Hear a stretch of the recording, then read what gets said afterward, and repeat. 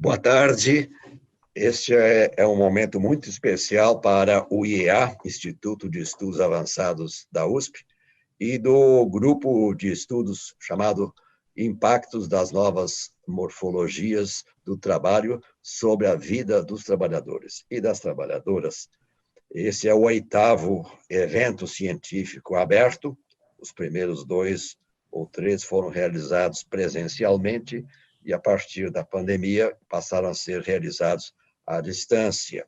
Nós saudamos todos e todas que estão assistindo esta tarde, participando deste evento promovido pelo IEA USP e por este grupo de estudos. E esta tarde nós vamos ter o tema do trabalho remoto na pandemia, condições de trabalho no setor público e privado e a intensificação do trabalho. Nós vamos ter essa tarde um tema especial, importante, urgente, do momento, que se enquadra, inclusive, vamos dizer assim, na finalidade do nosso grupo de estudos, que é justamente impactos do trabalho contemporâneo sobre a vida das pessoas, dos trabalhadores e trabalhadoras, e agora com esta experiência ou esta, vamos dizer, necessidade de considerar a variável da pandemia desde março, que alterou a vida das pessoas e também o mundo do trabalho.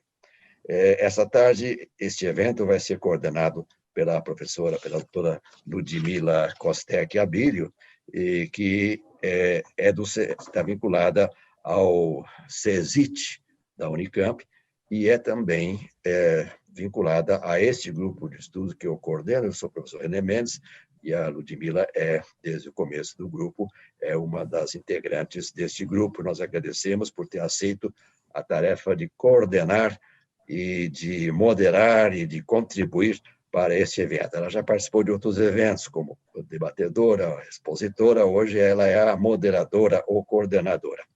E, através dela, também trouxemos, e estão participando conosco, 2 professoras da Universidade Federal do Paraná, que nós estamos muito felizes de tê-las em nosso evento, a professora Maria Aparecida Bride e a professora Mariana Bétega Braunert. Elas serão apresentadas já pela doutora Ludmila, e eu queria, então, nesse momento, só lembrar a todos os participantes que este evento começou agora às 16 horas, ele vai até 17h30, no máximo 17h45, portanto, 1h30, 1h45, e que vocês todos são bem-vindos e podem enviar seus comentários, suas perguntas por e-mail, para o seguinte endereço: IEA Responde, @usp.br. E então, há uma pessoa que está na retaguarda, que está escondidinha aqui, a Janaína, que vai receber as perguntas, vai fazer o link e passar essas questões para a nossa moderadora, Ludmila, que vai ou responder ou encaminhar para as nossas convidadas. Então, nesse momento, a minha mensagem como coordenador do grupo a primeira de agradecer a presença da Ludmila, da Maria Aparecida e da Mariana, e agradecer a presença e a participação de vocês, porque o evento sem participantes, sem a interação com vocês, não teria sentido, ainda mais nessa pandemia, onde nós não estamos vendo presencialmente as pessoas e achamos que estamos conversando com muitas pessoas, inclusive você, e estamos muito felizes por sua presença. Passo a palavra para a Ludmila e estarei acompanhando esta reunião com a confiança de que este 8º evento vai ser ainda melhor do que os anteriores. Muito obrigado. Ludmila, por favor, assuma a coordenação, moderação, só não seja moderada. Pode ser você, como sempre você é uma pessoa entusiasmada e animada, e vai colocar fogo nessa tarde. Obrigado. Boa tarde, professor. Agradeço pelo papel que me foi designado de moderar mais um desses encontros, né, nessa nossa busca aí para compreender os desafios, os dilemas, os horizontes possíveis aí para o mundo do trabalho. E é uma alegria estar aqui hoje também com a professora Maria Aparecida Bride, a professora Mariana Bétega Braunert, onde quando nós vamos discutir, né, frutos do resultado de pesquisa recentemente aplicada aí pelas professoras e o grupo de pesquisa, elas vão contar aí mais para a gente, né, mas sobre esse tema hoje que está atravessando a vida de todos que tiveram o que seria um direito, mas se tornou um privilégio, né, ao isolamento, né, e nós estamos sentindo na pele o que é o teletrabalho, né, uma forma de organização do trabalho aí que não é tão nova, né, mas que se intensificou na pandemia, e então eu vou apresentar as professoras, né, para a gente dar início a essa nossa conversa de hoje. A professora Maria Aparecida Bride é doutora em Sociologia e professora associada do Departamento de Sociologia da Universidade Federal do Paraná. Atualmente é vice-diretora da Associação Brasileira de Estudos do Trabalho e também integrante da RENIR, né, que é a Rede de Estudos e Monitoramento da Reforma Trabalhista, que hoje congrega, né, dezenas de pesquisadores pelo Brasil, né, voltados à questão das transformações do trabalho. E a professora Mariana Bétega Braunet, que é professora do curso de Administração Pública da Universidade Federal do Paraná, setor litoral, também graduada, além de Ciências Sociais, em Direito e doutora em Sociologia. Então, bem-vindas, professoras, e aí o que a gente pensou, essa dinâmica aí de uma fala de até uns 40, 45 minutos, e depois abrimos para conversa. Começamos comigo, então. Bom, primeiro, eu quero agradecer muito ao professor René Mendes, e é uma satisfação, né, conhecê-lo e saber da importância, né, desse grupo de pesquisa, e estamos aí todos muito desafiados, né, a continuar analisando o mundo do trabalho, mas no sentido também de a gente poder fazer uma intervenção pública, né, nessas transformações. Agradeço muito o convite da Ludmila, tá? É uma satisfação, né, estar aqui com vocês, e agradecer a Mariana, né, também pela parceria, né, e aproveito também para agradecer o Sérgio, a Janaína, que estão aí nos bastidores, né, e tornando possível essa atividade remota, tá? Muito obrigada. Eu e Mariana preparamos um PowerPoint, porque tem algumas tabelas que nós gostaríamos de apresentar. Então, eu vou disponibilizar, vou compartilhar. Bom, então, o tema dessa nossa conversa hoje, né, sobre trabalho remoto na pandemia e as condições aí de trabalho no setor público e privado, e aí pensar um pouco sobre a intensificação do processo do trabalho nesse contexto. Estamos todos aí vivendo essa situação de pandemia, que levou, né, imediatamente milhões de trabalhadores a terem suas atividades laborais, né, impactadas, e que precisaram se ajustar a uma nova forma de trabalhar a partir de suas casas, né, de forma remota. Então, esse contexto nos motivou a fazer uma pesquisa, que daqui a pouquinho nós vamos comentar, trazer os resultados dessa pesquisa, sobre o trabalho remoto, né? Como é que estar trabalhando de forma remota? Quais as condições do trabalho remoto, que a gente também pode chamar de home office, nesse contexto da pandemia? Quem são os trabalhadores que estão trabalhando remotamente, né? A pandemia atingiu a todos de forma igual? Essa é uma questão que nos persegue. Quais são os desafios que essa modalidade de trabalho remoto nos traz, né? E aí, quais são as condições, de fato, de trabalho, tanto no setor público quanto no setor privado, né? E também para os trabalhadores informais, né, que estão fora de qualquer sistema de proteção do trabalho. Veja, então, a primeira questão: quantos somos e quem são, né, os trabalhadores remotos no Brasil? Tá? Não dá para dizer um número com precisão, né? Mas o que se observa é que o número de trabalhadores que os autores, e mesmo na CLT, né, faz referência como teletrabalhadores. Quantos são esses teletrabalhadores no Brasil? Eu trouxe só de 3 anos, né, 2018, 2019 e 2020, para a gente perceber que há uma mudança bastante grande, há um aumento bastante grande no período da pandemia. Então, 2018, por exemplo, cerca de 3.800.000 trabalhadores nessa condição, aumentou em 2019, e aí em 2020 esse número explodiu, né? Hoje somos mais de 8 milhões de trabalhadores que estão atuando remotamente. E esses dados são da PNAD Covid, né, do IBGE, que acompanhou, desde maio, vem acompanhando semanalmente os dados aí sobre o mercado de trabalho e também sobre o trabalho remoto. Bom, eu vou trazer para vocês, nós vamos trazer para vocês os dados de uma pesquisa que nós fizemos no terceiro mês da política do distanciamento social, no mês de maio. Então, nós já estamos desde março, abril, maio saiu essa pesquisa. Tivemos uma resposta de mais de 1.000 questionários, né, 1.000 trabalhadores que responderam, mas consideramos 906 respondentes respostas, né, questionários válidos. Foi feito por uma equipe de pesquisadores aqui do Grupo de Pesquisa Trabalho e Sociedade e da Remir. Então, qual é o perfil desses trabalhadores, né? Desses 906 respondentes? Então, a maioria que respondeu à nossa pesquisa eram de mulheres, né, em torno de 67%, e 32% de homens. Em termos de escolaridade, né, superior ou pós-graduação, em torno de 92%, superior incompleto, em torno de 5%, e nível médio e ou fundamental, em torno de 2%.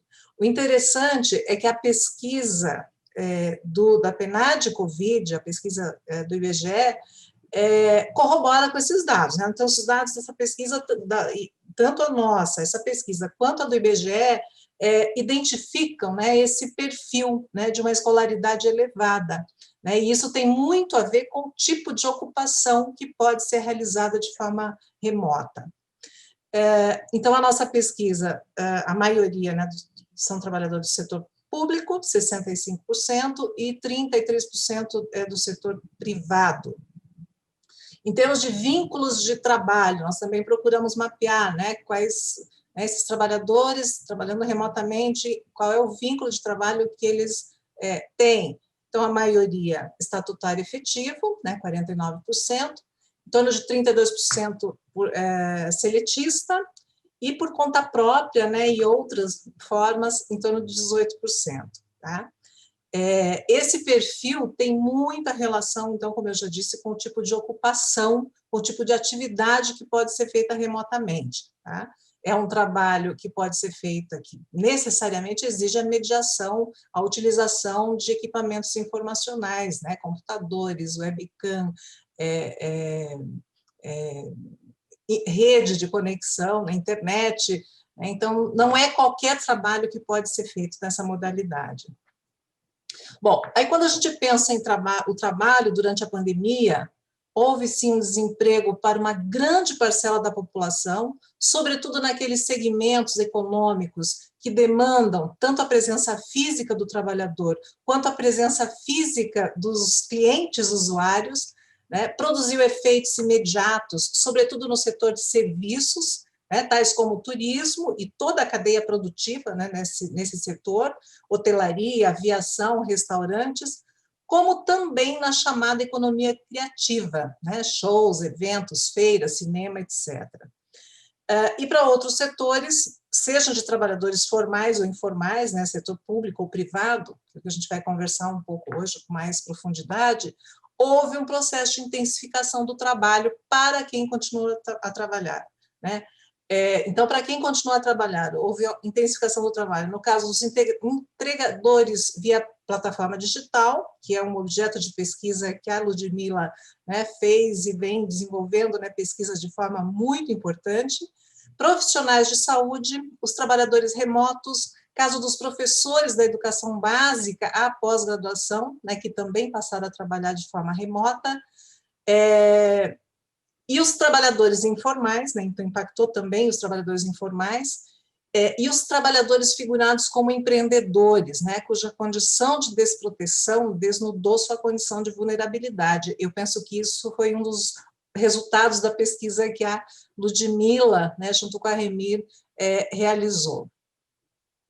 Bom, nós temos uma hipótese, né? A pandemia da Covid, sim, ela potencializou mudanças no mundo do trabalho, mas ela potencializou, ela vai potencializar aquilo que já vinha em processo eu diria assim, inclusive de deterioração, né? O mercado de trabalho brasileiro, por exemplo, já vinha num processo de degradação, tá? Não é uma novidade, já vinha num processo de crescimento do desemprego, número de subutilização da mão de obra, informalidade, etc. E tal. O que a Covid, a pandemia, faz é a potencialização disso, né? Porque vai se ampliar efetivamente. Aí a gente traz alguns dados. Então, alterou o mercado de trabalho, ampliando o desemprego, as taxas de subutilização da mão de obra, a informalidade, a renda das pessoas, né, e suas condições de trabalho em geral. Então, milhões de trabalhadores tiveram seus trabalhos interrompidos, seja pelo desemprego, né, seja pela suspensão dos contratos de trabalho, né, a suspensão dos contratos de trabalho, por exemplo, foi na ordem de mais de 12 milhões de contratos de trabalho suspensos, e o desemprego, gente, o dado de setembro, aí, mais de 14%. Mais de 15 milhões de trabalhadores tiveram alteração no contrato de trabalho, ou seja, né, em torno da metade de todos os trabalhadores formais do setor privado, tá, incluindo trabalhadores domésticos. E alterou o trabalho e a forma de trabalhar para 8 milhões e meio, houve uma oscilação aí do número de trabalhadores que continuaram, como a Ludmila falou no começo, né, puderam ter o privilégio, entre aspas, de continuar trabalhando, mas alterou efetivamente a sua forma de trabalhar na medida em que tiveram que transferir, né, suas atividades laborais para o ambiente doméstico. Tá? Bom, então, sob que condições? O que a nossa pesquisa revelou, né, sobre o trabalho remoto? Então, houve um aumento da jornada de trabalho para uma parcela dos respondentes, tá? Alterou de 16% antes da pandemia para mais de 34% depois da pandemia, tá? Durante a pandemia, depois da pandemia não, porque a pandemia infelizmente não acabou. Né? Então, durante a pandemia, né, o percentual de trabalhadores que passaram a trabalhar mais de 8 horas também ampliou. Tá? Também houve a ampliação de trabalho, houve um aumento de trabalho em mais dias da semana. Então, mais trabalhadores passaram a ter que trabalhar de 6 a 7 dias da semana durante a pandemia. Um outro dado, então, veja, aumentou e intensificou, né? Aumentou dias, jornada e dias de trabalho, né, durante a semana. Em relação aos custos, né, também a pesquisa identificou que houve um aumento de gastos para os trabalhadores com equipamentos informacionais, webcam, memória de computador, pacote de internet, etc. Bom, e uma coisa que a pesquisa demonstrou é isso, olha, nem todos os trabalhadores têm espaços adequados de trabalho em sua casa. Então, eu trouxe aqui um depoimento de uma das... porque a nossa pesquisa conseguiu 400 depoimentos de trabalhadores remotos, né, que estavam trabalhando nessa condição. E uma servidora pública, casada com um filho, disse o seguinte, veja, interessante é que mesmo sendo de elevada escolaridade, sendo de uma determinada classe, digamos assim, tá? Então a pessoa diz, não há ambiente apropriado no meu apartamento, que é pequeno, o computador emprestado do trabalho não tem placa de Wi-Fi, então tive que instalar na sala, perto do roteador por causa do cabo. Muitas interrupções, ainda mais com isolamento social. 24 horas com o filho dentro de casa, em aulas à distância, tendo que cozinhar para a família e fazer faxina. Difícil se concentrar em casa com muitas distrações. E aqui uma questão muito importante que desafiam os trabalhadores, aí, inclusive depois no pós-pandemia. No trabalho, quando o sistema falha, não é necessário repor o trabalho, pois não é culpa do servidor. Já em casa, você acaba trabalhando em horário alternativo em razão das metas. Tá? Isso foi uma das coisas também que a pesquisa demonstrou, que os servidores públicos têm metas, e inclusive uma parcela teve metas ampliadas, né, de produção. Vejam, quando a gente fala em ambiente, em espaço de trabalho dentro da casa, nós também fizemos a pergunta, né, sobre as condições de trabalho em que os trabalhos estavam sendo realizados, e apenas 30% dos entrevistados informaram ter ótimas condições de trabalho em casa, ou por terem espaço, né, mesa e cadeira para trabalhar, né, enquanto a maioria ou tinha só cadeira e mesa, mas não tinha espaço, ou não tinha nenhuma delas. Em torno de 18% afirmou que não tinha nem espaço, nem mesa, nem cadeira. Né? Então, isso mostra as condições de trabalho, né, desse trabalho remoto. Em relação à questão da jornada, né, que é um dos elementos assim que nós acreditamos que desafiam muito, né, os trabalhadores e se essa modalidade se manter. Então, a questão da jornada sem limite, né, e as dificuldades de separar tempo de trabalho e de não trabalho, né, foi uma das coisas que a pesquisa revelou. E aqui eu trouxe também um depoimento, né, de uma trabalhadora do setor privado, solteira, sem filhos, né, falando sobre a questão da jornada.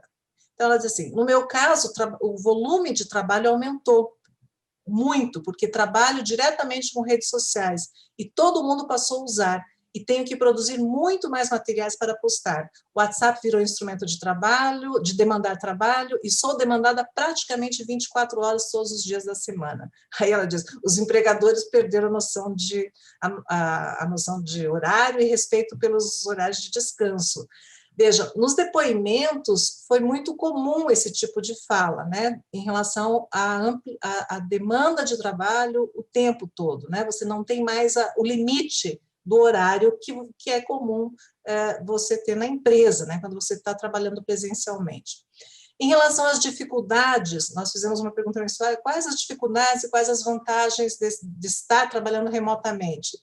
Eles poderiam responder mais de uma alternativa, e aí os principais problemas, né, as principais dificuldades que eles informaram, né, foi a falta de contato com os colegas, mais interrupção, essa questão da mais interrupção, principalmente as mulheres, né, mais impactadas, porque elas estão em casa e o trabalho com cuidado e com a casa ainda, né, fica muito concentrado na mão das mulheres, a dificuldade em separar a vida familiar da vida profissional, demandas em qualquer horário e dia da semana, inclusive fins de semana e feriados, demora para realizar as tarefas usuais, menos disciplina, falta de equipamentos adequados ou modernos, tá? Dificuldade em atuar com computadores e aplicativos, né? Ter que tomar decisões sozinhas e tal. E aí, no balanço que eles, né, fizeram, né, em relação às vantagens, que essas são as que nós conhecemos, né, flexibilidade de horários, não enfrentar o trânsito, menos preocupação com roupa, mais tempo com a família, né, alguns acham que o espaço tem mais conforto, ter que lidar com menos pessoas, né, menor controle dos superiores, tem um patamar menor. Mas, assim, de modo geral, os trabalhadores fizeram bem esse balanço, né, das facilidades e das dificuldades em relação ao trabalho remoto.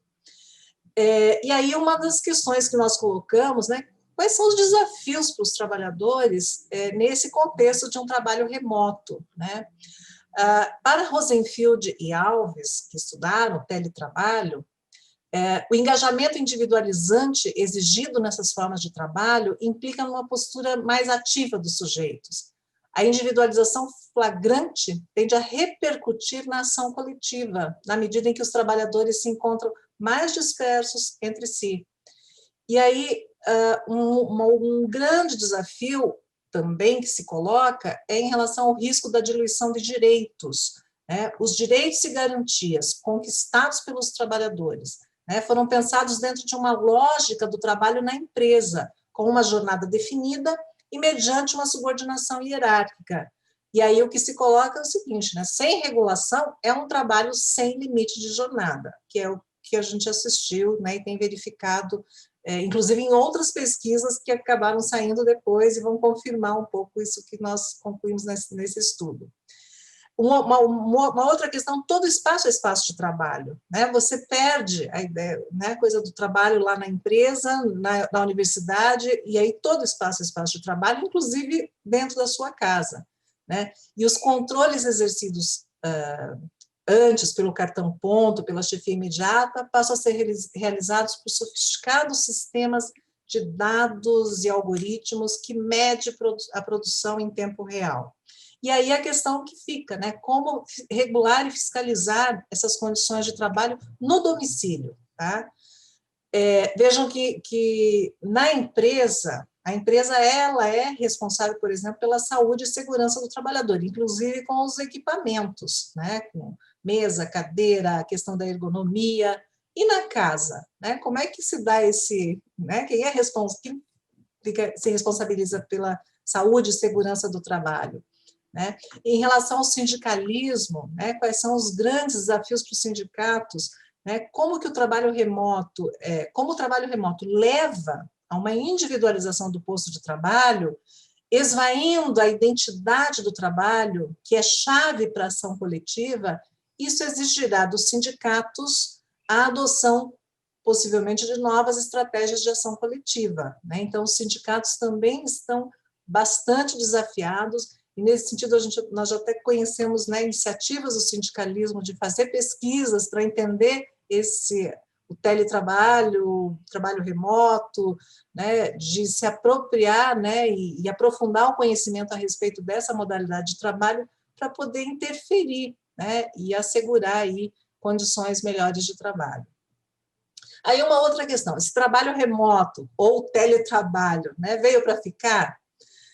Os dados revelam que o trabalho remoto experimentou uma difusão, uma inédita difusão no país, né? Veja, de 4 milhões saltou para mais de 8. Não é possível dizer quanto disso veio para ficar nesse momento. Ainda que alguns setores, como o financeiro e petróleo, por exemplo, tenham manifestado ampliar o interesse, né, em ampliar fortemente o teletrabalho. E aí eu trouxe só algumas manchetes, né, de empresas, também do setor financeiro, a respeito do teletrabalho. Então, por exemplo, um grande grupo financeiro, Bradesco, quer economizar 100 milhões por ano com trabalho remoto no pós-coronavírus, né? Então, isso revela uma tendência, o interesse de manter a modalidade do trabalho remoto pós-pandemia. Adotado no susto, home office será permanente nos bancos. Jornada remota de funcionários se revelou mais produtiva e econômica. Uma outra manchete, né? Empresas aderem ao home office permanente e mudarão escritórios, companhias aprovam o desempenho dos funcionários do teletrabalho durante a quarentena. Então, assim, pelo que a gente tem ouvido, né, há uma tendência à ampliação, né, e à manutenção do trabalho remoto, até porque as empresas experimentaram uma economia no trabalho inédita, né? E é uma economia, quer dizer, alguém está pagando por essa economia, né? Que são os trabalhadores, tá? Então, as condições de trabalho remoto no setor público e privado, a Mariana vai dar continuidade e depois nós voltamos aí para fazer a discussão, tá? Mariana, como você gostaria, eu estou com o controle aqui. Você pode talvez me dar... Eu vou pedindo para você avançar quando for o caso. Tá certo, tá. Boa tarde, então, a todas e todos. É uma satisfação grande participar desse evento. Agradeço imensamente os professores Renê, Ludmila e Bride pela oportunidade. Como a Bride estava falando, a gente fala em trabalho remoto, home office em sentido amplo, mas o trabalho remoto ele não afeta igualmente a todos, né? Então, ela já mencionou aí, home office tem um impacto específico para as mulheres, por exemplo, o trabalho remoto para o docente tem algumas especificidades. Então, feito esse apanhado geral, a gente fez alguns recortes na pesquisa, e um dos recortes que a gente fez, que é o que a gente vai trazer aqui nessa apresentação, é como que o trabalho remoto afeta trabalhadores do setor público e do setor privado. Quer dizer, será que ele afeta de forma igual, né, trabalhadores do setor público e do setor privado?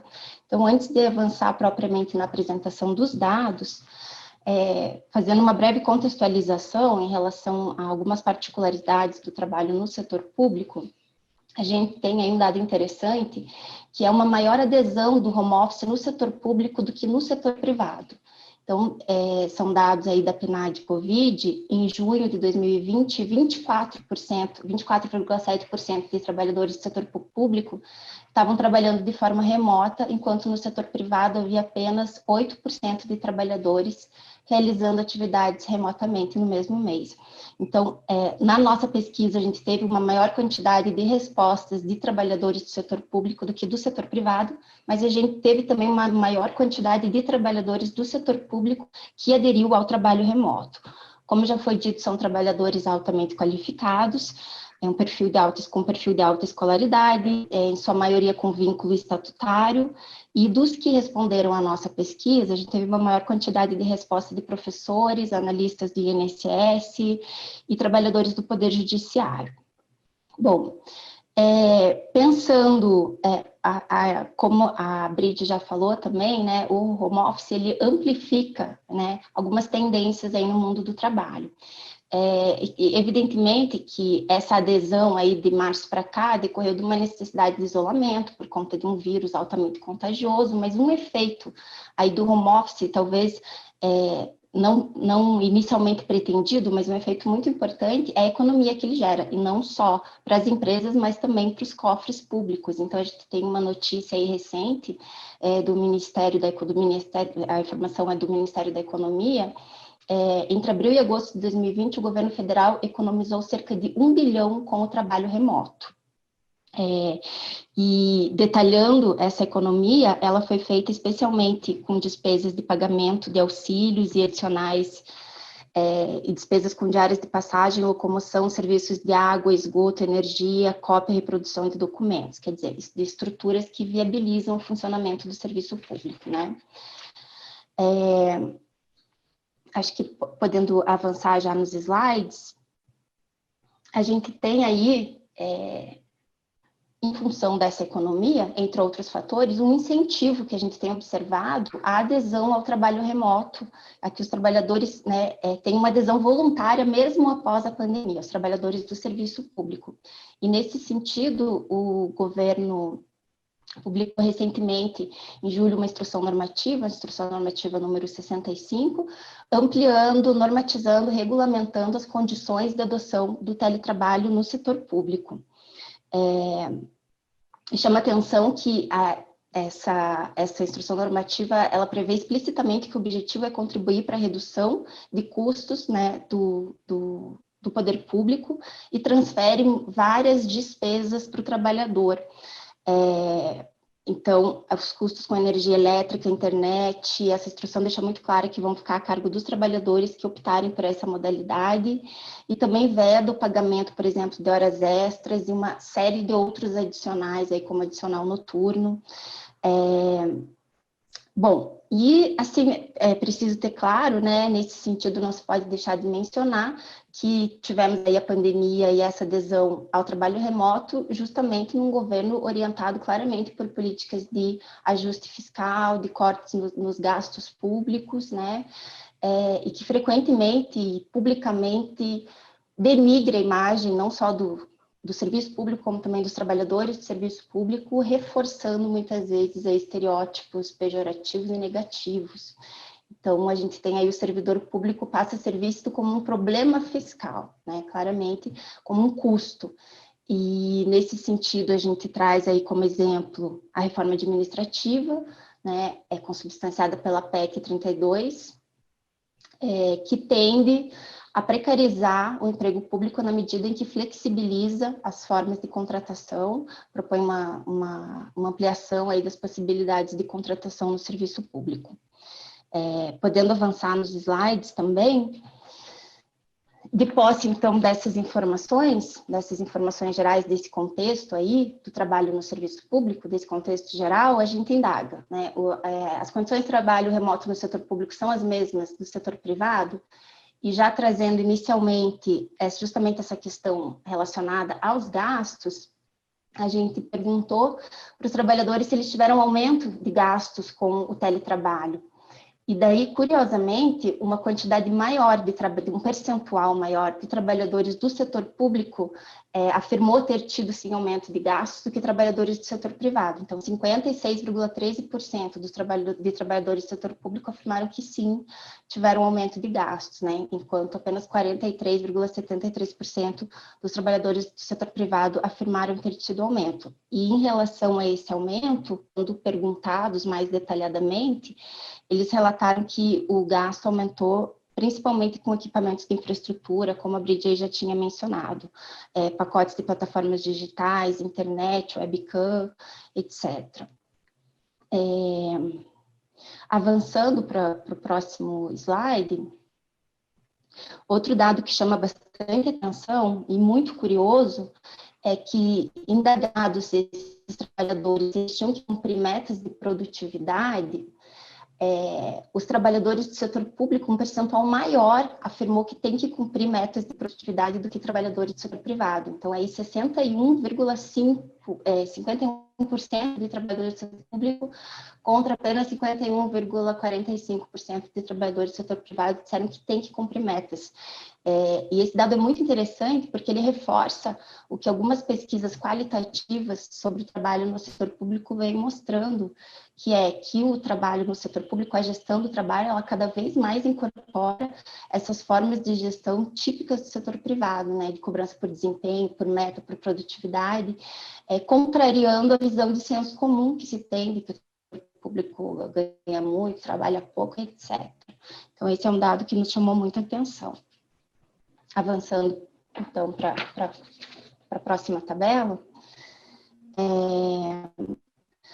Bom, e ainda sobre essa questão das metas e produtividade, a gente perguntou se houve alteração dessas metas, né, com a pandemia, e o que se pode supor num primeiro momento é que, dadas as condições atípicas, houvesse uma flexibilização das cobranças, uma diminuição, né, dadas as condições peculiares de realização do trabalho, mas o que a gente observa é que isso não aconteceu. Olhando ali para a última linha, apenas 12,27% de trabalhadores do setor público disseram que tiveram diminuição de metas. E ali, na primeira linha, a grande maioria afirmou que não houve alteração. Isso significa que, mesmo em condições mais adversas, os trabalhadores tiveram que continuar cumprindo essas mesmas metas, ou mesmo, em grande parte dos casos, teve também mais aumento do que diminuição dessas metas. E daí a gente pode disso aferir que há uma sobrecarga de trabalho, né? Porque ou as metas se mantiveram, ou as metas se aumentaram diante de condições de trabalho piores. Aí, avançando para o próximo slide, esse dado é corroborado também por alguns depoimentos qualitativos, essa informação. Então, a gente trouxe dois relatos aqui de servidoras públicas, uma do INSS, ela diz assim: a maior dificuldade enfrentada foi o cumprimento das metas sem a devida capacitação ou qualquer tipo de suporte para a realização do trabalho, tendo que executar novas atividades sem o devido preparo. Aprenda por si, se vire sozinho, ela afirma. Um outro servidor público, também do INSS, estatutário, afirmou: a impressão que tenho é que trabalho muito mais e rendo muito menos. Em apenas 2 meses já sinto algumas dores nas costas, por conta, ele fala que a estação de trabalho não ser a mais adequada. Sinto pressão para mostrar que estou presente através da produtividade, quando no trabalho presencial isso não existia, ou seja, é uma piora, né, da condição, ele aponta. Saliento que estou em um setor com uma equipe muito boa e com uma chefia bastante compreensiva, o que tem tornado essa experiência bem melhor do que poderia ser, né? Então, não houve, quer dizer, uma flexibilização aí nesse sentido de cobranças por conta da pandemia e dos trabalhadores terem que se adaptar a condições totalmente novas de trabalho. Avançando e ainda falando sobre essa questão de uma intensificação do ritmo de trabalho, a gente perguntou para os trabalhadores se houve alteração no ritmo de trabalho. E daí a grande maioria, que não há tanta diferença dos trabalhadores do setor público para o setor privado, mas cerca de 50%, como mostra ali a última linha da tabela, aproximadamente 50% nos dois setores afirmaram que sim, que passaram a trabalhar em ritmo mais acelerado durante a pandemia do que trabalhavam antes. Bom, avançando para o próximo dado, a gente perguntou também se o empregador disponibilizou ferramentas e materiais necessários para a execução do trabalho. E aqui a gente tem uma diferença grande e também bastante significativa entre os trabalhadores do setor público e do setor privado.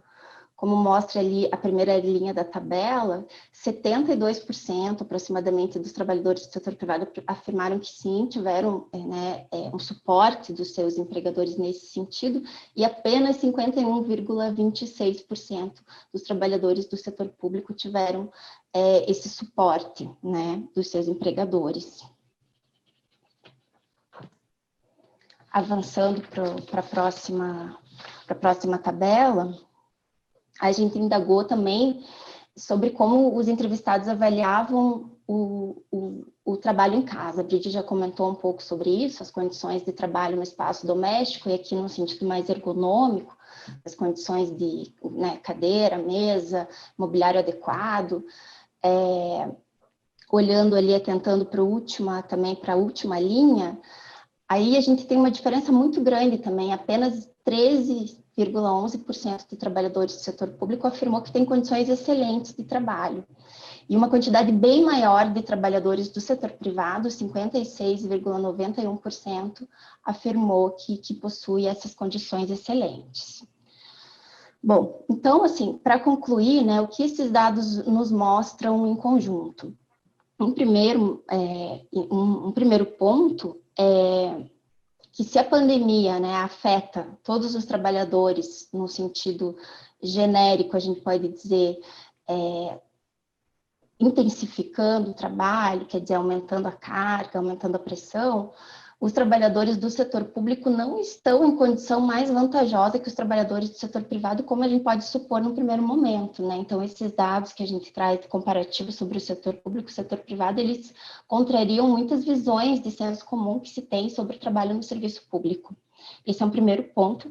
Em alguns aspectos, os trabalhadores do setor público parecem estar, inclusive, em uma condição mais desvantajosa, né, no que diz respeito aí ao suporte dado pelos empregadores, em termos de ajuda com infraestrutura, etc. E um segundo ponto, também relevante, é que se, por um lado, né, para o governo, essa tendência a uma ampliação e uma adesão ao trabalho remoto, mesmo após a pandemia, parece ser vantajosa, do ponto de vista que gera uma economia e aos cofres públicos, etc. Do ponto de vista do trabalhador, como também foi dito, se alguém está economizando, alguém está pagando por essa infraestrutura para manutenção do serviço público. Então, do ponto de vista dos trabalhadores, tendo em vista esses dados que a gente trouxe, cabe questionar, será que a opção pelo trabalho remoto, né, por essa adesão voluntária após a pandemia, será que ela é tão vantajosa assim?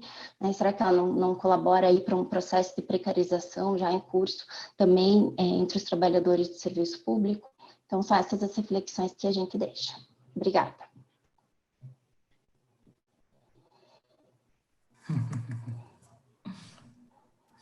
Bom, agradecer a Cida Mariana pela exposição tão importante, né? Traz muitas questões, a gente já tem uma questão aqui, mas eu queria antes fazer alguns comentários, e aí a gente deixa para vocês o que couber responder, pensar mais. A primeira coisa que eu pensei é como a reforma trabalhista, né, ela já legalizou uma série de transferências, né, de riscos, de custos para os trabalhadores, né, então, quer dizer, esse cenário, eu não sei, não tenho certeza disso, mas pelo que eu me lembro bem, o teletrabalho na reforma trabalhista cria lá um mecanismo que quase que isenta o empregador de responsabilizações por acidentes de trabalho, né, e permite que o próprio trabalhador seja responsável pelos equipamentos, né, os custos, tem lá meio facultativo, não é algo que é obrigatório, né, então esse campo, esse laboratório aí que a gente está vivendo, ele já conta com condições legais aí para ele se aprofundar ainda mais, né. A outra questão que eu pensei muito também é como essa intensificação do trabalho, essa extensão do tempo de trabalho, assim, distinção entre o que é trabalho ou não, ela impacta na saúde mesmo, né? Então, como essas coisas estão totalmente, a ergonomia do trabalho, né? A saúde desse trabalhador e essa intensificação, se vocês pudessem comentar um pouco mais isso, né? Que não é só do próprio trabalho, mas de uma polivalência e de uma trabalhadora especificamente que, né, talvez vocês contarem mais para a gente essa perspectiva da trabalhadora feminina, mulher branca, né, e a gente vê também como a pesquisa de vocês vai corroborar essa discussão que a gente vem fazendo sobre o privilégio ao isolamento, né, então, os que estão em home office têm uma classe, uma cor muito bem definida, uma remuneração, eu imagino, não sei se vocês viram por faixa de remuneração também desses trabalhadores, se tem diferença no setor público e privado. Enfim, fiquei com várias questões, eu estou colocando aí para vocês responderem o que couber, né? Mas mesmo nesse privilégio, como a Cida falou, não quer dizer que não vá haver formas de precarização e degradação do trabalho, né? E, por fim, o que eu queria fazer um comentário mais amplo, né, eu acho que essa pesquisa ela tem uma importância enorme, não só para evidenciar as condições de trabalho do home office e a sua possível generalização, ampliação, etc., não só no período da pandemia, mas depois, né, espero que esse período chegue, estamos aí esperando por ele, mas também acho que isso que a Mariana concluiu, que eu acho que é importante mesmo a gente sempre sublinhar isso, né? Que frente a um discurso que está muito bem consolidado sobre o funcionalismo público, né? Você mostrar como esses trabalhadores estão expostos a uma série de formas de degradação, de exploração do trabalho, como estão também submetidos às novas lógicas que vão organizando o mundo do trabalho, e como isso às vezes pode até, em determinados momentos, ser mais perverso sobre esses trabalhadores, né? Então, acho que a pesquisa ela tem um papel político, assim, fundamental nesse momento, nessa dupla perspectiva, né? Então, minha questão mais geral, se vocês puderem falar mais dessa perspectiva das mulheres, né, de classe, de remuneração, se vocês olharam para isso. Também fiquei curiosa sobre as ocupações do setor privado, não sei se vocês mapearam ela. Mas uma coisa que me intrigou, que só numa resposta tem uma discrepância grande entre o privado e o público, que são as condições de trabalho. Acho que 50, agora eu não anotei aqui, mas as excelentes, os do privado falam muito mais que tem melhores condições do que do público, né? Como é que vocês interpretaram isso? E aí vou somar também a questão da Christian Leal, que também é uma integrante aqui do nosso grupo, né? Cumprimentando a todos pelo excelente webinar, faço o seguinte questionamento. O teletrabalho traz vantagens e desvantagens. Necessita ser regulamentado para coibir as desvantagens. Desta forma, ele é considerado uma nova forma de trabalho ou um trabalho precarizado? Então, por hora, seriam essas primeiras reflexões.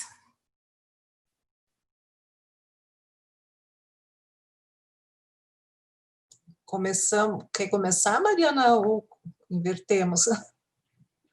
Bom, posso começar. Não, pode começar, fique à vontade. Tá. Bom, em relação, Ludmila e colegas, de fato, em relação ao teletrabalho, porque assim, nós não comentamos sobre isso, né, mas você pode utilizar o termo teletrabalho, trabalho remoto, trabalho home office, home office e trabalho remoto é uma modalidade do teletrabalho, né? Essa forma desses milhões que passaram a trabalhar remotamente no contexto da pandemia não necessariamente eram teletrabalhadores, porque não tinham, inclusive, um contrato de trabalho, não estava previsto, né, em seus contratos trabalhar dessa forma, tá? Então, a gente passa a utilizar, é melhor usar o termo remoto ou home office. Vejam que a legislação no Brasil, em 2011, já tinha regulado essa forma de trabalho, mas em 2011, veja que interessante, o contexto era outro, o cenário político era outro, e o objetivo daquela regulação foi de tornar igual as condições de trabalho dos trabalhadores remotos, do teletrabalhador e dos trabalhadores que trabalhavam presencialmente. Então, a ideia era de aproximar, de tornar igual, certo? Bom, e aí a reforma trabalhista, depois de 2017, ela vai também regular, sim, com uma modalidade de trabalho, tem um item específico, inclusive, mas ela vai ser muito limitada, né? Ela só vai se limitar a dizer o que é o trabalho, o teletrabalho, né, que é esse realizado por meio de equipamentos, né, da informática, etc. e tal, que é uma prestação de serviço, né, mas ela vai deixar tudo para ser negociado, tá? Então, tudo passa a ser passível de negociação.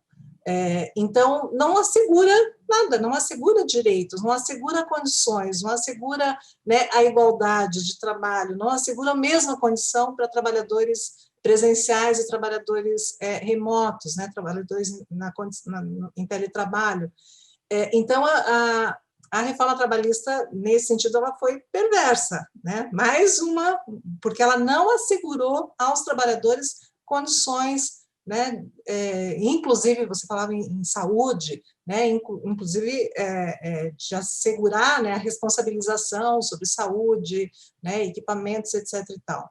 Interessante que há um movimento no mundo, em vários países do mundo, em alguns países, de proteção do teletrabalhador. A Argentina acabou de fazer uma regulação, né, do teletrabalho para assegurar condições igualitárias, né? Enfim. França, alguns países têm buscado, né, olhar para o teletrabalho, porque é uma modalidade que parece que veio para ficar. Isso nós não comentamos, mas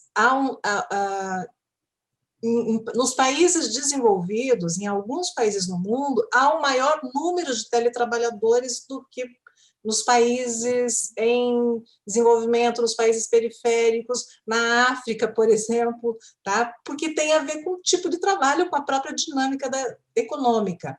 Então, assim, em alguns países houve uma regulação no sentido de proteger, tá, o teletrabalho, o teletrabalhador, garantir condições, né, remuneração, e em alguns países ficou muito semelhante ao que ocorre no Brasil, né? Tudo é negociável, né? O que vale é aquela coisa do negociado valendo sobre o legislado. Então, nesse sentido, os teletrabalhadores ficam muito à mercê, e é nesse sentido que eu acho importante dizer do papel e da importância dos sindicatos para assegurar, né? Os sindicatos vão ter uma luta aí bastante grande para assegurar condições, né, de trabalho e condições em termos de jornada, assegurar que os trabalhadores tenham a jornada de trabalho estabelecida e respeitada, né, porque aquela fala de que não é possível controlar o trabalho não é verdade, né, controlar a jornada, aquilo que a gente fazia na empresa, que você batia o cartão ponto,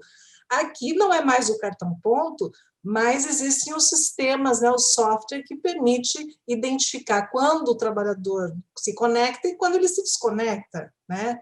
Então, é possível, isso é balela dizer que não é possível o controle. Então, eu acho que é importante esse elemento, é importante que seja regulado. Penso que os trabalhadores, os sindicatos vão ter um papel aí importante, não só do setor privado, mas também do setor público, porque há uma tendência de avanço, né? Como a Mariana mostrou, há um interesse aí, né, em manter o teletrabalho, e interessante que o governo fez uma instrução normativa já para dizer o seguinte, que os trabalhadores não vão ser responsabilizados por equipamento, né, não vão ser ressarcidos com recursos, isso tudo é responsabilidade dos trabalhadores, tá? Então, é uma transferência, né, de custos para o trabalhador, e aí penso que os sindicatos vão ter um papel importante, né, de recolocar essa questão e dizer, espera lá, né? Não é bem assim.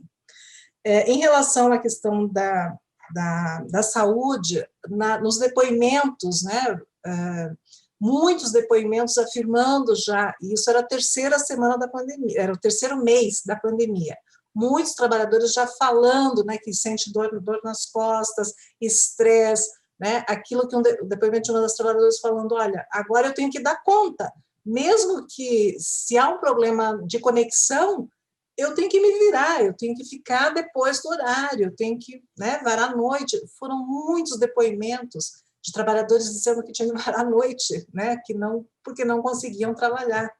E ele afetou também, dependendo da ocupação,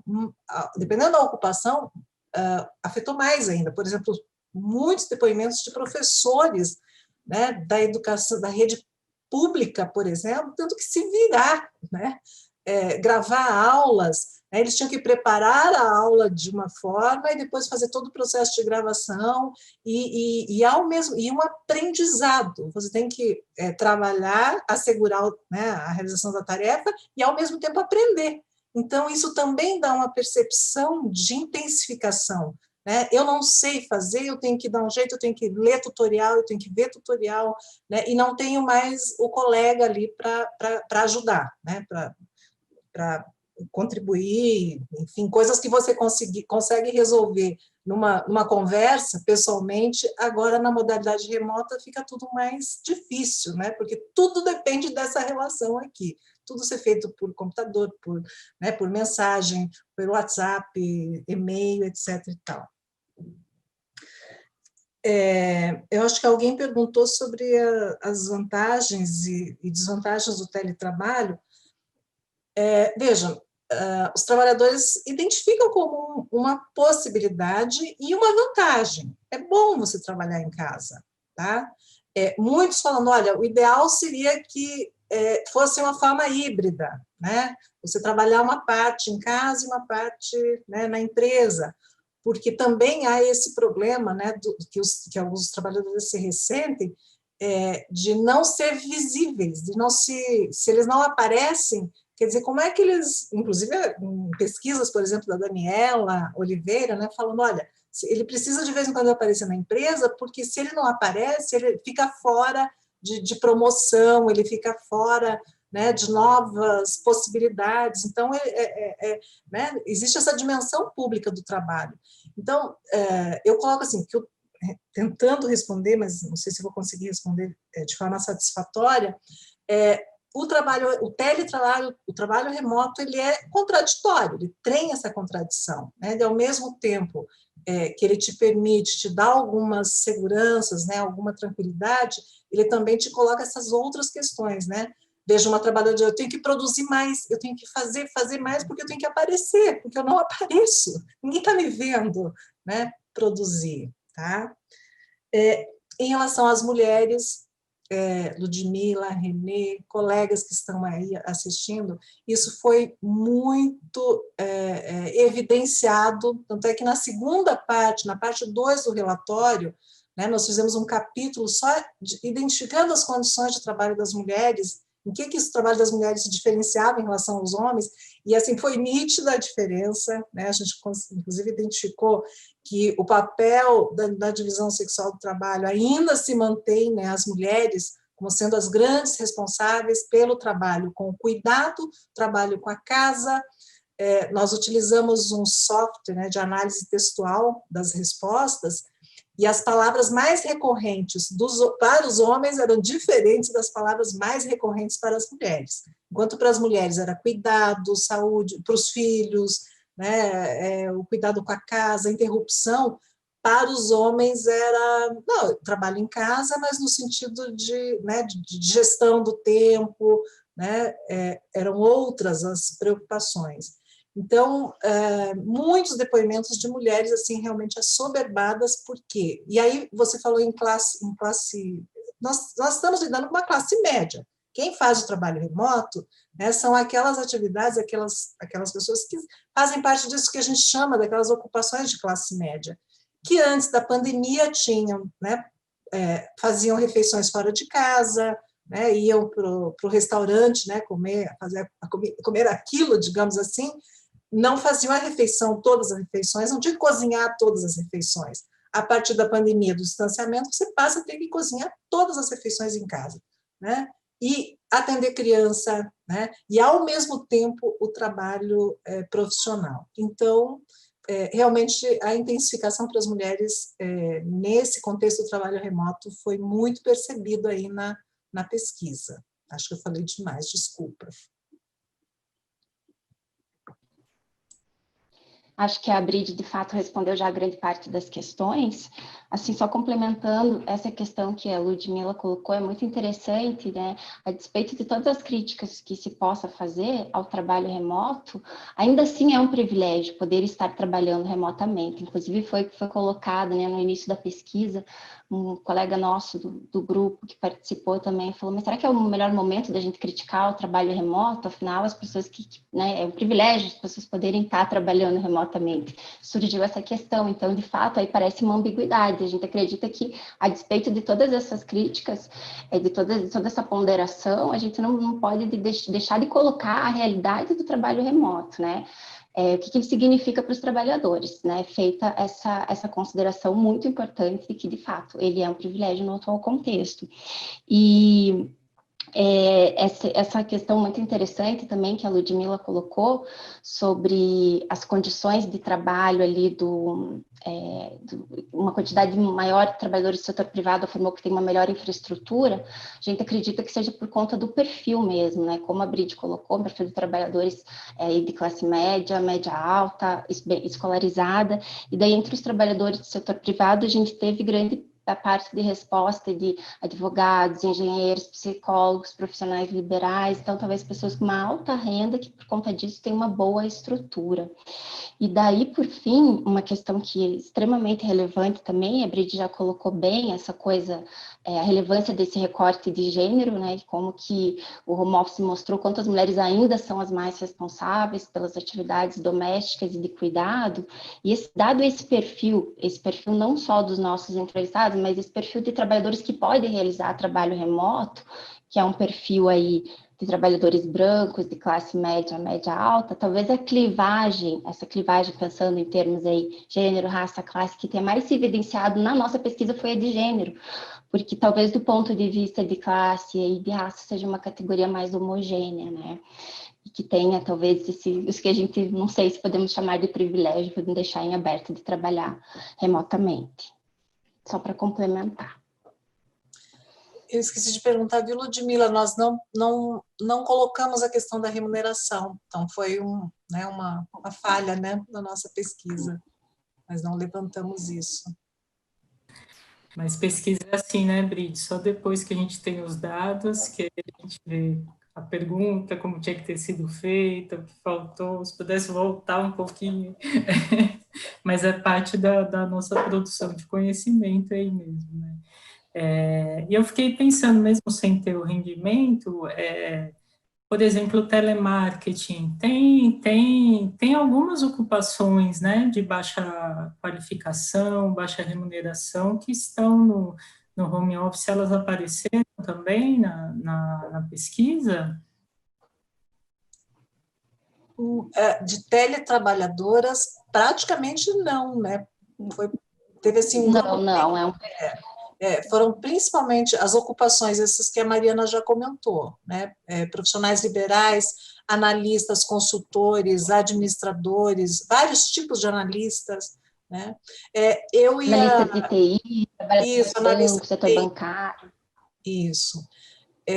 Acho que apareceu uma que era manicure, né, profissional de beleza, né, que aí ela disse que passou a trabalhar na casa das pessoas, né, porque também foi o tipo de trabalho, né, que foi interditado, mas de fato assim fica muito evidente, né, o tipo de ocupação, e depois o IPEA fez saiu uma pesquisa sobre as potencialidades no Brasil ainda, quantos desses trabalhos que poderão se tornar, né, de forma remota, e eles chegaram num cálculo lá, na possibilidade por tipo de ocupação, né, quem é que pode fazer trabalho remoto e quem não.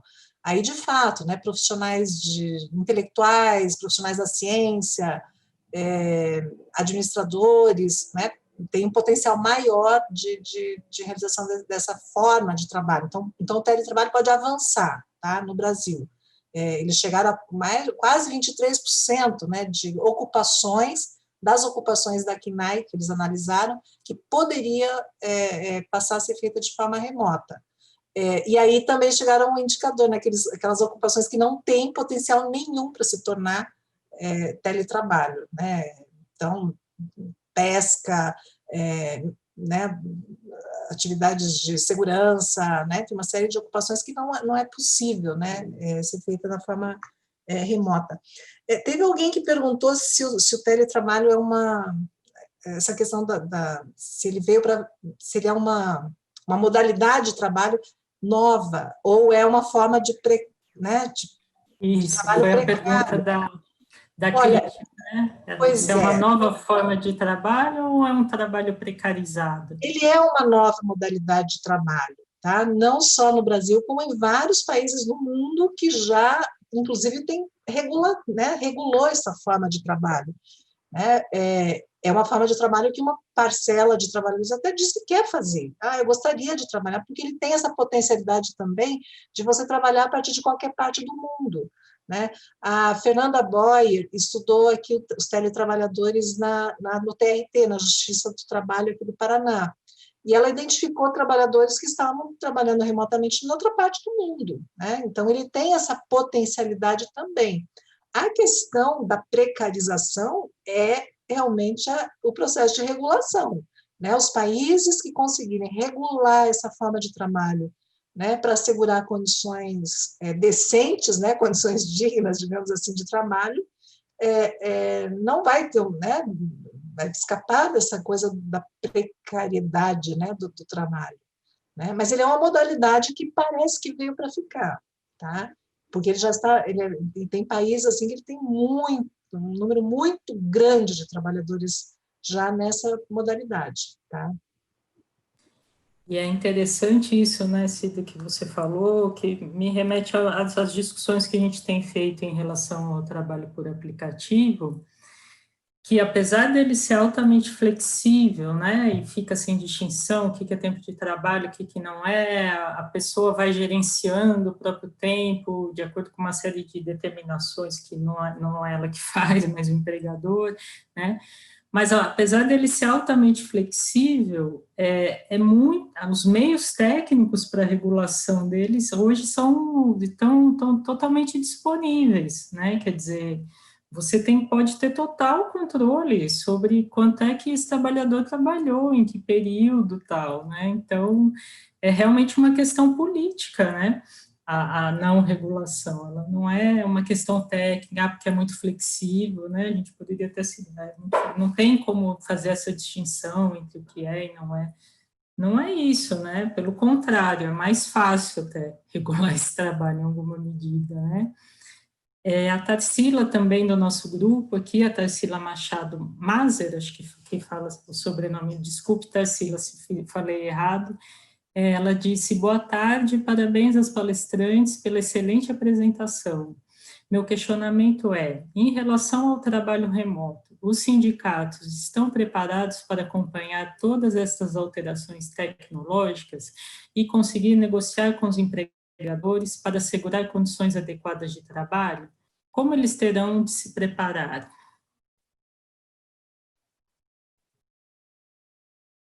Posso responder? Seguinte, os próprios sindicatos, sindicato é uma coisa, eu sou fã do sindicalismo, acho que sem sindicalismo, né, a coisa complica muito para a vida do trabalhador. E os sindicatos também muitos sindicatos experimentaram, nesse contexto da pandemia, também formas diferentes de organizar, de mobilizar a categoria, né? Por exemplo, citando os sindicatos bancários, né? Com assembleias virtuais.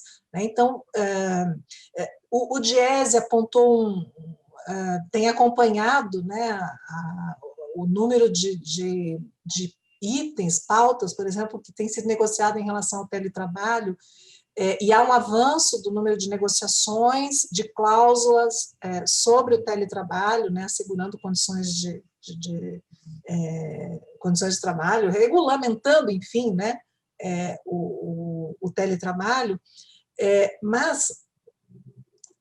e aí eu diria o seguinte, tem, por exemplo, uma das centrais sindicais que já está fazendo uma grande pesquisa, né, inclusive solicitando para a ABET, né, Associação Brasileira de Estudo do Trabalho, que está encaminhando uma grande pesquisa junto às suas bases, né, para estudar, né, o teletrabalho, para poder orientar melhor as suas ações, né, no período pós-pandemia.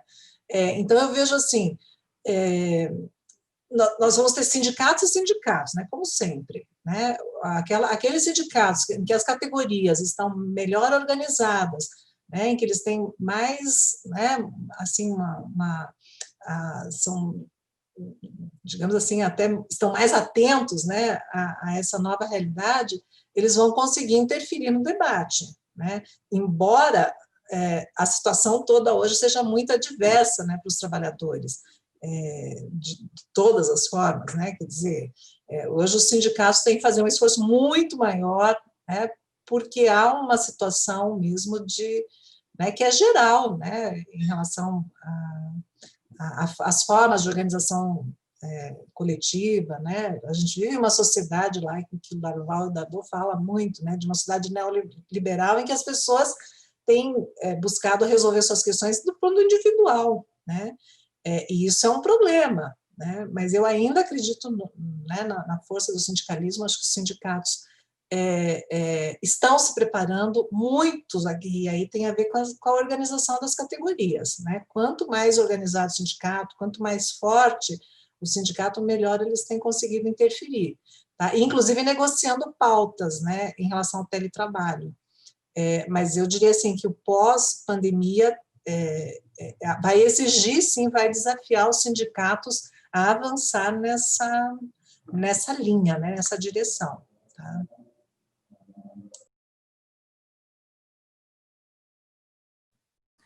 Bom, essas foram as perguntas que chegaram para nós.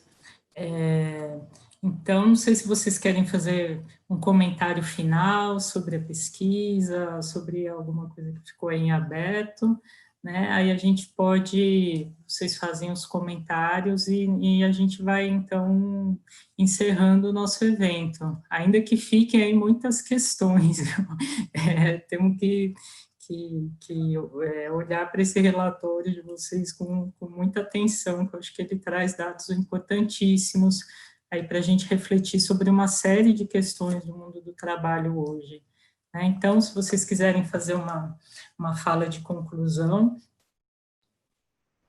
Posso começar? Inverter.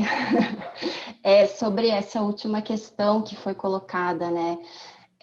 Do sindicalismo, um dado bem que nos chamou muita atenção quando a gente perguntou para os trabalhadores sobre qual que é a principal desvantagem do trabalho remoto, isso tanto no setor público quanto no setor privado, assim, disparado, eles apontaram a questão do isolamento, né? A gente fica muito isolado.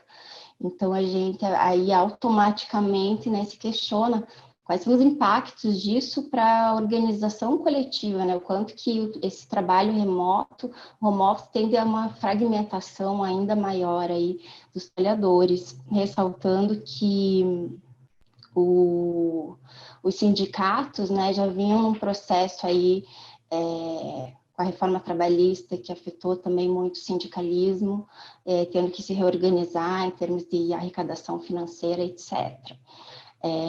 Então, a pesquisa, ela coloca, traz alguns dados e nos coloca muitas questões, né, e inclusive algumas ambiguidades, até porque tem-se, quando a gente fala em home office, claro, quem está ali estudando, quem está pesquisando, a gente já tem algumas ideias sobre o que significa de fato, mas há um senso comum, uma ideia muito difundida que o home office é bom, né? É bom para o trabalhador, traz várias vantagens, você economiza, você, né, tem mais tempo para ficar com a família e tal.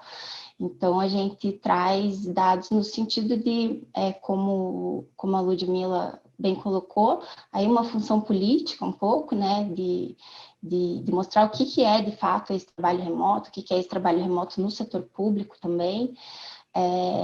E, claro, não temos todas as respostas, temos muito mais questões aí que a gente abre para discussão do que respostas propriamente. Bom, da minha parte, assim, eu queria só ainda dizer que essa pesquisa foi feita na terceira semana da pandemia, de distanciamento social, foi feita toda de forma remota, né? Então, experimentamos assim, todas as agruras, né, de se fazer uma pesquisa dessa dimensão sem poder conversar diretamente, né? Então, nesse sentido também experienciamos, né, o trabalho remoto para desenvolver a pesquisa. Teve o apoio da Remir, que foi fundamental, né? Nós conseguimos, assim, acho que no segundo dia, quando a pesquisa, o formulário já estava, digamos assim, na praça, 500 pessoas já tinham respondido, né? As pessoas já estavam com muita vontade de falar sobre esse seu trabalho, né? Então, nesse sentido, ela foi uma pesquisa pioneira, né? Mas claro que de lá para cá tem outras pesquisas que avançaram e aprofundaram aí muitas questões que nós não conseguimos avançar naquele primeiro momento. Mas aí eu quero dizer ainda, né, que a gente só pode agradecer, né, aí o professor René, né, o Instituto aí de Estudos Avançados da USP, agradecer a Ludmila, agradecer aí os colegas, né, o Sérgio, a Janaína, né, que estão nos bastidores, né, possibilitando esse evento, né, possibilitando essa nossa conversa, né, que se também fosse presencialmente demandaria, né, muitos outros trabalhos, inclusive um custo, né? Então eu acho que isso é o paradoxo mesmo do trabalho remoto, né? As potencialidades e ao mesmo tempo, né, os problemas, enfim. Mas acho que é isso. Só tenho a agradecer a vocês, tá? Dizer que os relatórios estão no site da Remir, os relatórios da parte 1 e da parte 2, tá? Estão integralmente no site da Remir, tá? Quem tiver interesse pode acessar, tá? E nos colocamos aí à disposição.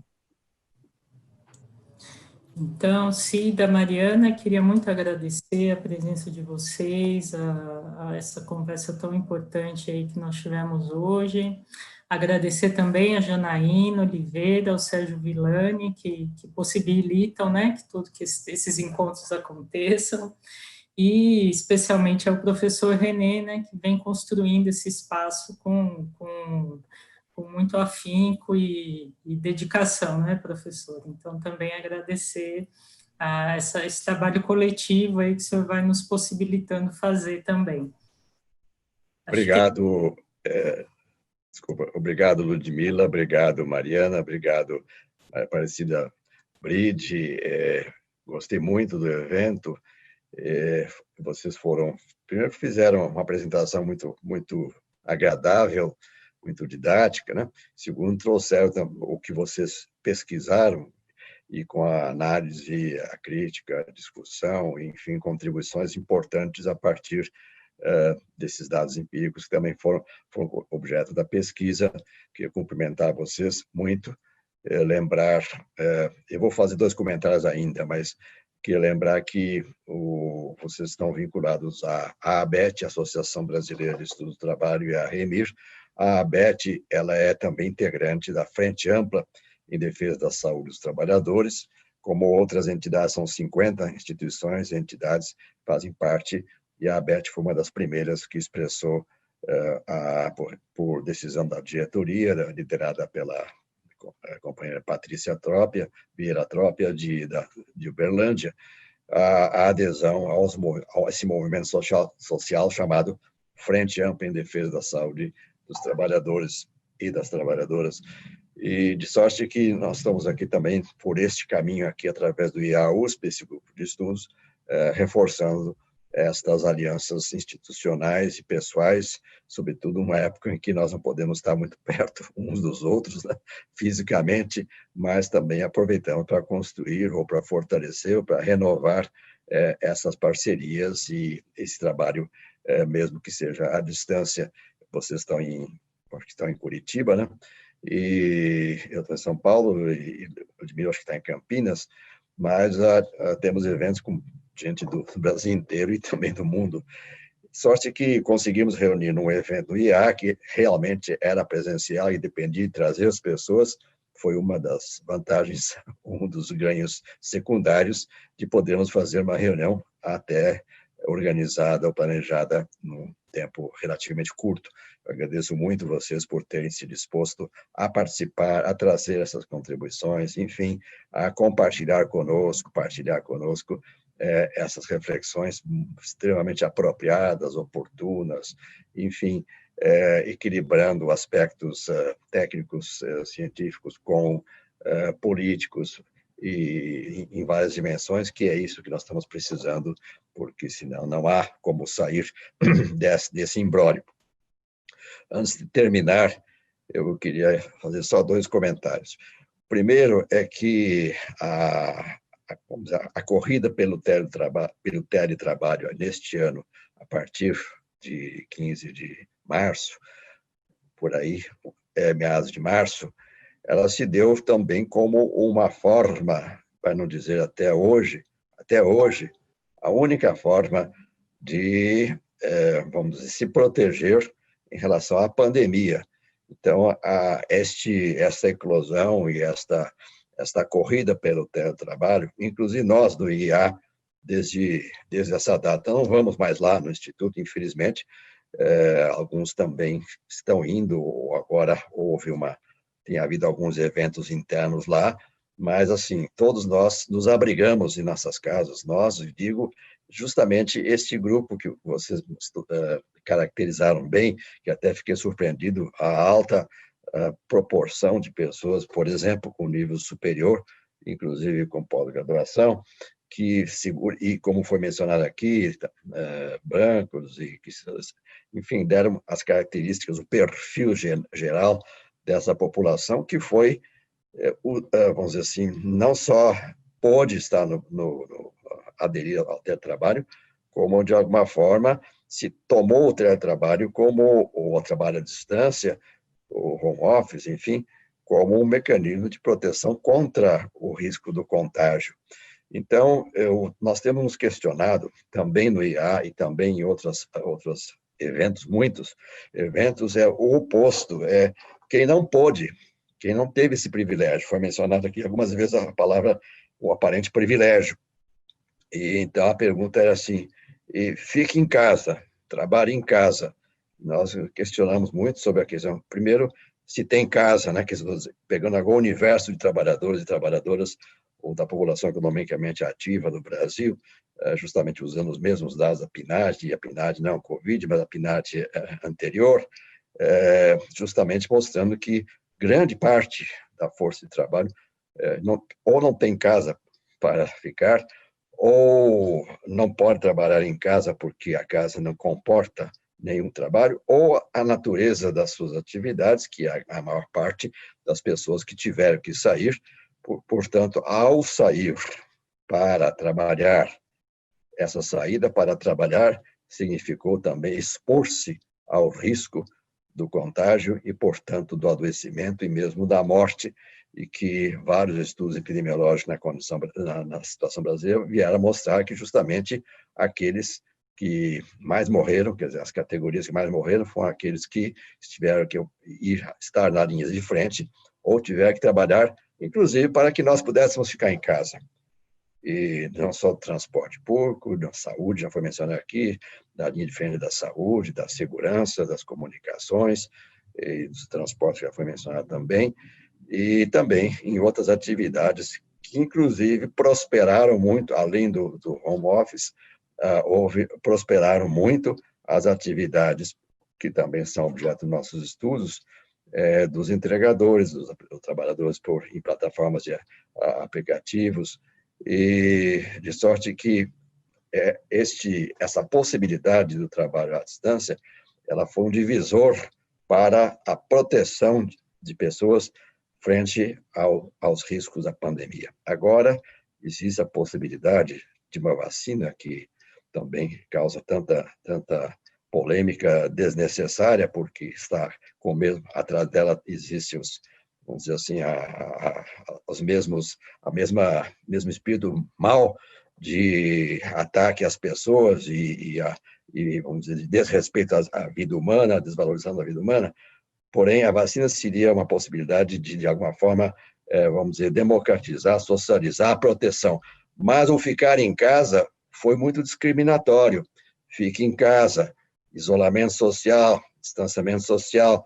Essa mensagem, fique em casa, se tornou praticamente um divisor de, vamos dizer assim, quem é que ia se proteger, podia se proteger, e quem não podia se proteger porque não podia ficar em casa, seja pelo trabalho, ou seja até porque não tem, nem tem casa ou não tem como, a sua casa não é um refúgio contra o contágio, dadas as condições de aglomeração, as moradias em comunidades realmente muito populosas e de pequeno espaço físico, e outras características que foram formando o perfil oposto a este que vocês descreveram aqui, que é o perfil de quem adoeceu e morreu, que é exatamente como se fosse uma pirâmide invertida daquela pirâmide que vocês apresentaram aqui, daqueles relativamente privilegiados. Isto é, vamos dizer, a história de 2020, pelo menos de março para cá.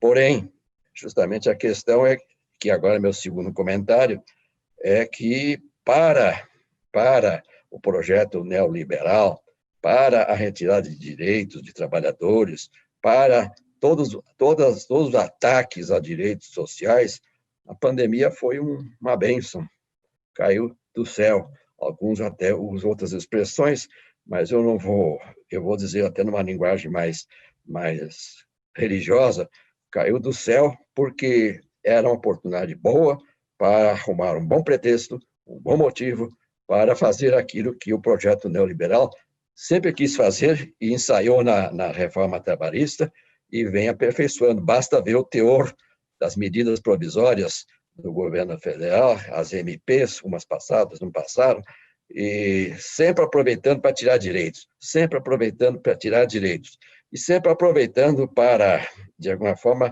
atender a forma resumida do projeto, que é colocar as pessoas para trabalhar cada vez mais, que é a intensificação do trabalho, e para receber cada vez menos, e para retirar os direitos, e aproveitando a carona dessa pulverização dos trabalhadores e trabalhadoras, cada um no seu quadradinho, como estamos agora também, cada um no seu quadrado, a dissolução dos laços de solidariedade, o enfraquecimento do coletivo, o enfraquecimento das estratégias de resistência e luta, de coletivos, com ênfase nos sindicatos, mas não só o sindicato, mas tudo que é coletivo, e a individualização em caixinhas da luta, e, portanto, uma vulnerabilidade, uma desproporção de luta, né? Foi mencionado bem por vocês a questão da prevalência como é que chama, do negociado sobre o legislado, exatamente isso, com o acréscimo que foi posto em algumas MPs, medidas provisórias desse governo, além já tinha previsto isso na reforma chamada reforma trabalhista, que é a negociação direta, individual, não coletiva, e sem a participação sindical, ou seja, numa posição de total assimetria de forças entre um indivíduo e o empregador e a empresa, enfim, uma assimetria e uma vulnerabilização da parte fraca, né, que, posta ante a parte forte, ela, obviamente, capitula e aceita, e, quer dizer, se torna enfraquecida, vulnerabilizada, e que isso foi aproveitado. E aí que vem o fecho do meu comentário, se veio para ficar. Eu vou reforçar o que vocês disseram, infelizmente, veio para ficar justamente dentro dessa estratégia, como eu disse, que caiu como uma luva, ou caiu do céu para aproveitar o pretexto da pandemia para emplacar projetos justamente de cada vez fazer as pessoas trabalharem mais, de não precisar pagar os escritórios, os locais de trabalho, que as pessoas vão levar para casa, vão vender, além da sua força de trabalho, vão oferecer gratuitamente o espaço de trabalho, o horário de trabalho e a intimidade de suas casas, de seus lares. Então, essas são dimensões muito complexas para esse pós-pandemia, se vai haver esse pós, porque já a pandemia não será mais motivo para o isolamento social e para o distanciamento e para a fragmentação dos coletivos, e sim o projeto neoliberal que aproveita essa experiência, digamos, entre aspas, bem-sucedida, para emplacar suas propostas. Bom, esse é um comentário final, um pouco pessimista e também com uma dose de indignação, mas ele está na pauta, porque a pandemia, mais dia ou menos dia, vai passar. E com vacina ou sem vacina, mas, assim, de qualquer forma, ele não poderá pautar a sociedade para o resto da vida, né? Com isso, eu, de minha parte, vamos dizer assim, dou um fecho, abro a palavra, se ainda quiserem fazer algum comentário sobre o que eu acabei de mencionar, de falar, e caso não queiram, eu, então, me dirigindo a vocês com agradecimento, começando por Ludmila, continuando com Brede, com Mariana, e também, como já foram lembrados aqui, os que estão ocultos aqui, mas trabalhando conosco, para nós, Sérgio e Janaína, eventualmente outros que não estão invisíveis aqui. E, principalmente, agradecer ao público atento, tanto que está presente neste momento, incluindo participantes do próprio grupo de estudos, já recebemos alguns comentários deles, eu recebi aqui também no grupo comentários dos nossos companheiros e colegas integrantes desse grupo de estudos do IA, como também os que vão assistir ainda depois, que vai ficar na mediateca do IA, vai ficar disponível, isso foi gravado e vai ficar disponível, acreditamos, inclusive, porque muitos ainda vão assistir em outros horários e outros dias, e, portanto, vai ter um poder multiplicador graças à visibilidade e à qualidade do que o IA oferece para esses debates. Muito obrigado mais uma vez, obrigado aos que estão aqui na minha tela e aos que não estão na tela, que estão me vendo ou que estão nos vendo. Nós agradecemos muito vocês e anunciamos o próximo evento, que vai ser dia 16 de dezembro, também uma quarta-feira, será o 9º evento deste ano, organizado por esse grupo, e o último, obviamente, em dezembro, o último do ano de 2020. Nós agradecemos e convidamos para o próximo. Obrigado. Damos por encerrado esse evento agora, 17h33. Muito obrigado.